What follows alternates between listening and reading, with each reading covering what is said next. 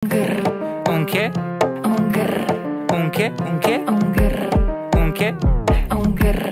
Hello guys! Kumusta po sa kayong lahat? This is Ami. Welcome to my vlog. So for today's video guys, i-share ko lang sa inyo na may napanood ako ng isang kapwa nating content creator na nag-ask siya ng kung ano yung mga reaction natin, mga lahat ng mga content creators, kasi mayroon comment sa kanya na dapat ba daw ipamigay ang pera dahil dyan tayo kumikita sa mga viewers, sa mga katauhan. Well, para sa akin, hindi. Kasi pinaghirapan natin yun. Oo. Siguro, kung mayaman na talaga ako, at sobra-sobra ng pera, yan ang gustong-gusto kong gawin, na maging charity vlogger. Na tulungan natin yung nangangailangan. Hindi yung meron na tapos tulungan pa. Hindi, yung totoo talaga na nangangailangan.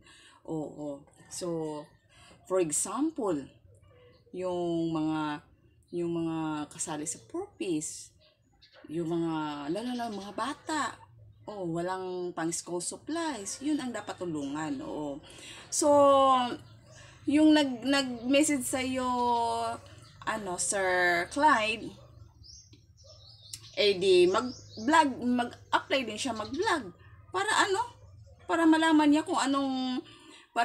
niya ma-experience naman niya kung gaano kahirap. Alam niyo ba, hindi basta kasi mag-vlog, kasi kailangan mag-follow tayo sa policy ni Mita, kailangan mag-follow tayo sa community standard, kailangan natin original content, at lalong-lalo na ang engagement, 'di ba? So, hindi po pwede na na basta-basta lang ipamimigay. Hindi naman sobra-sobra. Okay lang 'yun kung sobra-sobra na talaga.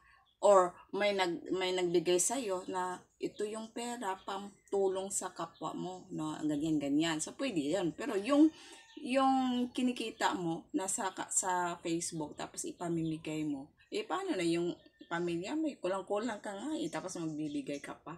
Hindi na maganda 'yun, di ba?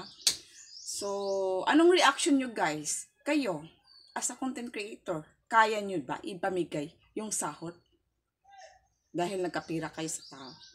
Comment down below. Kasi kanya-kanya tayong thoughts, di ba? Siguro yung iba, yung vlogger na mayaman, pwede. Pero sa akin, hindi naman ako mayaman. Simpleng tao lang ako. At yung pinagkikitaan kong hanap buhay is online lang. Wala tayo. So, hindi naman maganda kung mamimigay ka na kulang-kulang ka din. Masama yun. So, that's all for today. Thank you. Don't forget to like my video, guys. Tamang engagement lang po.